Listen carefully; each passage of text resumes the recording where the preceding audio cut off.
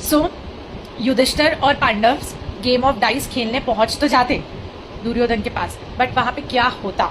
Hey guys, welcome to our Mahabharat Stories series day 30. So before the game begins game की सारी conditions बताई जाती, ठीक है। बहुत सारी कंडीशंस रहती, जिसमें से एक कंडीशन ये भी रहती कि दुर्योधन के साइड से उसके जो शकुनी मामा है वो पासे खेलेंगे। पासे मीन्स डाइस, जैसे अभी हम लूडो में डाइस से खेलते हैं, ठीक है।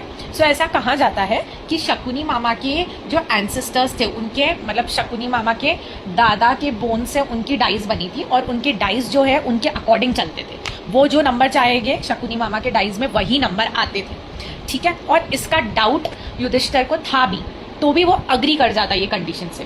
मतलब वो एक भी बार ये नहीं बोलता कि आप नहीं खेलेंगे, दुर्योधन ही खेलेगा। वो लोग अग्री कर लेते हैं, उसकी सबसे बड़ी गलती रहती है, ठीक है। अब जब गेम स्टार्ट होता तो ऑब्वियसली शकुनी मामा के डाइज उनके अकॉर्डिंग चलते थे, दुर्योधन जीतते जाता और हर राउंड जो है पांडव हारते जाते।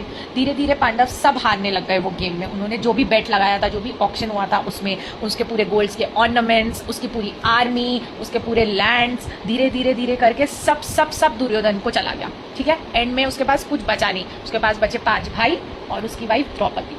फिर जब नेक्स्ट राउंड की बारी आई, धीरे धीरे करके उसने 5 भाई को भी दाव पे लगा दिए, भीम को, अर्जुन को, नकुल सहदेव को। फिर भी गेम चलता रहा, वो फिर भी गेम से उठ के गया नहीं, फिर भी गेम कंटिन्यू होता रहा, ठीक है। फिर फाइनली उसने अपनी वाइफ को भी बेट पे लगा दिया।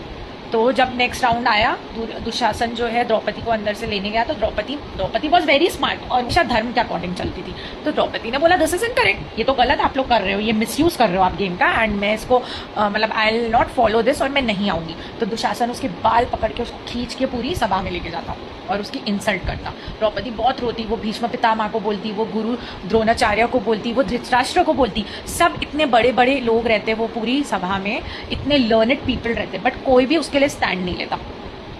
और फाइनली जो है वो बहुत रोती, और दुशासन दुर्योधन उसकी बहुत इंसल्ट करते, और फिर वो प्रेयर करती कृष्ण भगवान को, और कृष्ण भगवान तो उसके फ्रेंड थे ही। फिर कृष्ण भगवान को वो प्रेयर करती आँख बंद करके, और कृष्ण भगवान मतलब उन लोग वो उसको इंसल्ट करने का भी ट्राई करते, उसकी साड़ी पुल करते। तो वो जैसे दुशासन उसकी साड़ी पुल करते जाता, कृष्ण भगवान जी उसकी साड़ी बड़ी करते जाते, और ऐसे कृष्ण भगवान जी उसको सेव कर लेते। तो कृष्ण भगवान जी उसको सेव तो कर लेते, और इंस्टेड ऑफ द्रौपदी उस सभा में जितने भी लोग बैठे रहते उन सबके ऑर्नामेंट्स, उन सबको निर्वस्त्र कर देते, वो मतलब विदाउट क्लोथ्स, ठीक है। मतलब कृष्ण भगवान बदला लेते पूरी सभा से, क्योंकि वो द्रौपदी को इंसल्ट करते ना। तो एज मतलब उनको सबक सिखाने के लिए कृष्ण भगवान जी उनके सारे ऑर्नामेंट्स, उनके क्लोथ्स निकाल देते। तब धृतराष्ट्र को समझ जाता कि ये जो आज हुआ है ये बहुत गलत हुआ है।